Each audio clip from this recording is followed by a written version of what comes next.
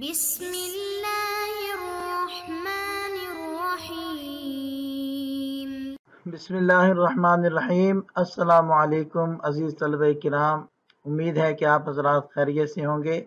آج ہمارا مبادیات الحدیث کا سبق نمبر 40 ہے، جس کا عنوان ہے علم حدیث بر صغیر میں، اور دور اول پر ہماری گفتگو چل رہی تھی اور آج ہے حصہ سوم۔ گزشتہ سبق میں ہم نے علم حدیث بر صغیر میں اس کے دور اول کا حصہ دوم مکمل کیا تھا، جس میں سندھ کے چند محدثین کا تذکرہ کیا تھا۔ آج کے سبق میں جن محدثین کا تذکرہ ہم لوگ کریں گے، ان کی فہرست آپ حضرات کے سامنے ہے۔ یہ چند محدثین ہیں اور انشاءاللہ دور اول کو آج کے سبق میں ہم مکمل کریں گے، تو اگلے صفحات میں ہم تفصیل کے ساتھ ان حضرات محدثین کے بارے میں پڑھتے ہیں۔ سندھ میں علم حدیث کی خدمت کے سلسلے میں سندھی محدثین کو 4 طبقات میں تقسیم کیا جا سکتا ہے۔ پہلا طبقہ وہ محدثین جو سندھ میں پیدا ہوئے لیکن ان کی نشو و نما اور تعلیم و تربیت عرب میں ہوئی، وہ عرب میں رہے اور عرب میں ہی فوت ہوئے۔ دوسری قسم وہ جو نسلاً عرب تھے، ان کی ولادت، نشو و نما، تعلیم و تربیت عرب میں ہوئی۔ سندھ میں فتح اسلام کے بعد وہ کسی سرکاری فرض منصبی کی انجام دہی کے لیے یا از خود ہجرت کر کے سندھ میں آ کر آباد ہو گئے۔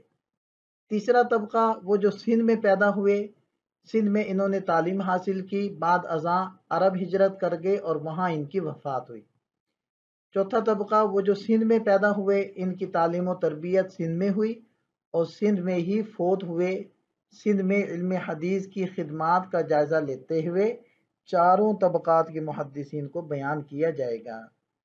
آج کے سبق کے پہلے محدث ہیں محمد بن ابی معشر نجیح رحمۃ اللہ علیہ۔ یہ سندھی الاصل ہیں، بعد میں مدینہ منورہ ہجرت کر گئے تھے۔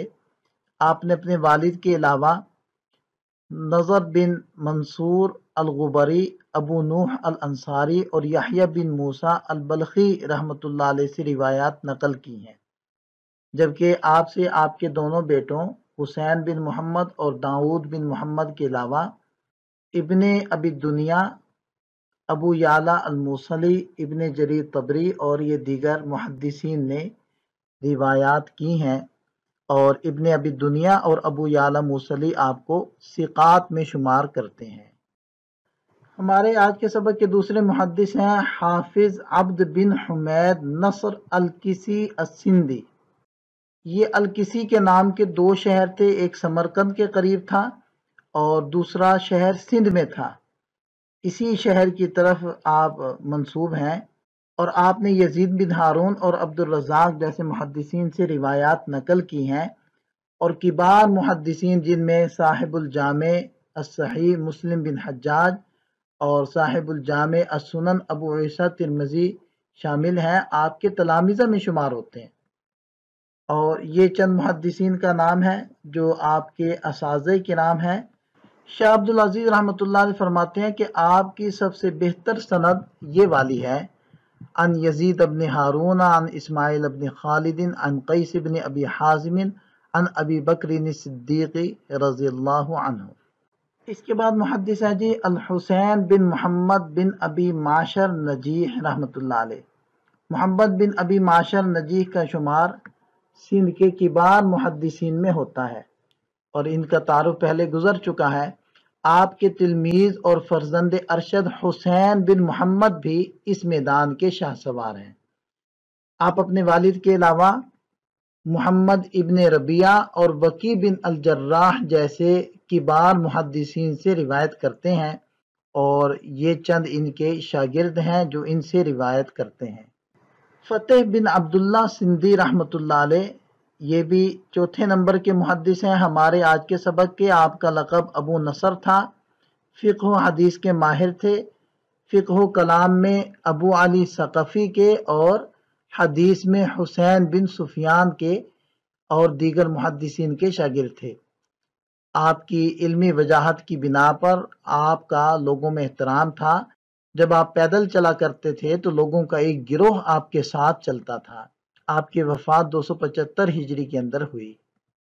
ہمارے سبق کے 5ویں محدث ہیں احمد بن سندھی بن فروخ رحمۃ اللہ علیہ۔ یہ سندھ میں 3 صدی کے ان محدثین میں شمار ہوتے ہیں کہ جنہوں نے طلب علم کے لیے بغداد کا سفر کیا اور وہاں پر یعقوب بن ابراہیم سے کسب فیض کیا۔ روایات کے مطابق آپ نے مسند درس بصرہ میں بچھائی، جہاں عبداللہ بن عدی الجرجانی نے آپ سے شرف تلمذ حاصل کیا۔ ان کے بعد ہے جی قاسم بن عباس المعشری رحمۃ اللہ علیہ۔ ابو معشر نجیح کا خاندان سندھ میں علم حدیث کی خدمت میں ممتاز مقام رکھتا ہے۔ قاسم بن عباس جو عباس بن سندھی کے فرزند اور ابو معشر نجیح کے نواسے تھے، اس خاندان کے آخری چشم و چراغ ہیں۔ آپ مسدد ابو الولید الطیالسی کے شاگرد تھے اور ابو بکر شافعی اور احمد بن کامل قاضی آپ کے تلامذہ میں شمار ہوتے ہیں۔ آج کے سبق کے 7ویں محدث ہیں حبیش بن سندھی قانعی رحمۃ اللہ علیہ۔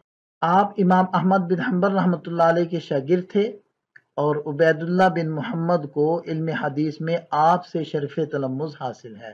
ان کے بعد تذکرہ کرتے ہیں ہم سندھی بن ابان رحمۃ اللہ علیہ کا۔ آپ کی کنیت ابو نصر تھی۔ علم حدیث سے آپ کو گہری دلچسپی تھی۔ کوفہ کے ایک محدث یحییٰ بن عبد الحامد سے کسب فیض کیا اور عبد الصمد بن علی نے آپ سے روایات نقل کی ہیں۔ احمد بن سندھی الباغی الرازی رحمۃ اللہ علیہ، یہ 3 صدی کے ائمہ محدثین میں شمار ہوتے ہیں اور ابن ابی حاتم رحمۃ اللہ علیہ نے کتاب الجرح و تعدیل میں آپ کا تذکرہ کیا ہے۔ ان کے بعد ہیں جی اسماعیل بن سندھی رحمۃ اللہ علیہ۔ آپ کی کنیت ابو ابراہیم تھی۔ آپ ان محدثین میں سے ہیں جو نسلاً سندھی ہیں لیکن حصول علم کی خاطر ترک وطن کر کے بغداد ہجرت کر گئے تھے۔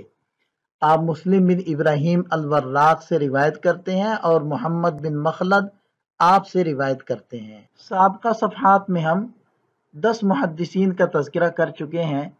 اگر یہ مزید 6 محدثین کا تذکرہ بھی ہم کر لیتے ہیں تو دور اول کے محدثین کا تذکرہ مکمل ہو جائے گا، پھر ہم دور ثانی کی طرف جائیں گے۔ تو اگلے صفحات میں ہم ان 6 محدثین کے بارے میں جانتے ہیں۔ پہلے محدث ہیں احمد بن سندھی بن الحسن رحمۃ اللہ علیہ۔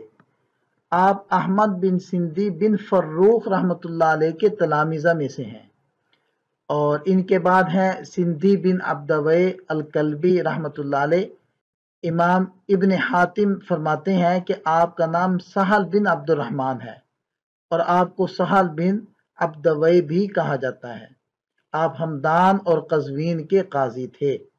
ابراہیم بن طحان، جریر بن حازم اور عبید اللہ العمری سے آپ نے روایات نقل کی ہیں۔ ابو بکر محمد بن رجاء السندھی رحمۃ اللہ علیہ۔ رجاء السندھی کا لگایا ہوا شجر طیبہ پھلتا پھولتا ابو عبداللہ سے ہوتا ہوا آپ کے فرزند ابو بکر تک آتا ہے۔ مؤلف تاریخ جرجان لکھتے ہیں کہ آپ اسحاق بن راہویہ اور احمد بن حنبل رحمۃ اللہ علیہ سے روایات نقل کرتے تھے اور یہ چند آپ کے اساتذہ کرام ہیں جن کی ایک فہرست آپ کے سامنے رکھی گئی ہے، اور اس کے بعد یہ چند نام ہیں جو ان کے شاگرد ہیں۔ ان کے اساتذہ کرام اور شاگردوں سے اندازہ ہوتا ہے کہ یہ کس درجے کے محدث تھے، اور آپ نے صحیح مسلم کی روایات کا استخراج بھی کیا ہے۔ اب تذکرہ کرتے ہیں اسماعیل بن محمد بن رجاء السندھی رحمۃ اللہ علیہ کا۔ علامہ طاہر پٹنی نے مغنی میں باب السندھی کے ضمن میں محمد بن رجاء السندھی کے بعد ان کے بیٹے اسماعیل بن محمد کا تذکرہ کیا ہے اور انہیں سندھ کے معروف محدثین میں شمار کیا ہے۔ ان کے بعد ہے ابو جعفر السندھی رحمۃ اللہ علیہ۔ یہ 3 صدی ہجری کے بڑے محدث تھے اور ہمارے آج کے سبق کے آخری محدث ہیں ابو محمد السندھی البغدادی رحمۃ اللہ علیہ۔ آپ 3 صدی ہجری کے محدثین میں شمار ہوتے ہیں۔ آپ سے علی بن محمد المدائنی روایات نقل کرتے ہیں۔ آج کے سبق میں ہم نے علم حدیث بر صغیر میں اس کے دور اول کا حصے 100 مکمل کیا ہے اور الحمدللہ آج کے سبق میں ہم دور اول کو مکمل کر چکے ہیں۔ اگلے سبق سے ہم دور ثانی کو شروع کریں گے۔ ملتے ہیں نئے سبق کے ساتھ۔ اللہ تعالیٰ ہم سب کا حامی و ناصر ہو۔ دعا میں یاد رکھیے گا۔ السلام علیکم۔